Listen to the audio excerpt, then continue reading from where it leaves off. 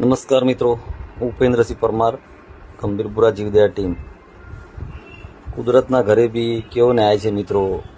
આજે અમે ઈડર રામનગર જે ઉલ્લાસના રોડ ઉપર આવેલ છે ત્યાં એક દેવી પૂજક પરિવાર, એક માજીના ત્યાં અમને સમાચાર મળ્યા હતા સાવનભાઈ દ્વારા કે માજીની હાલત બહુ જ ખરાબ છે મકાનની, અને એમને ખાવા પીવાની પણ બહુ તકલીફ છે.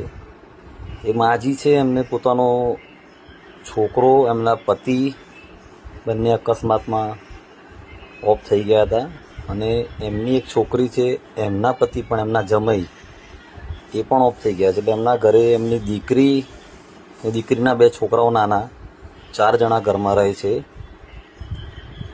મકાનની હાલત એવી છે કે રહેવા લાયક નથી. ચોમાસામાં જો પડે તો અંદર ને અંદર બધા દટાઈ જાય એવી હાલત મકાનની છે.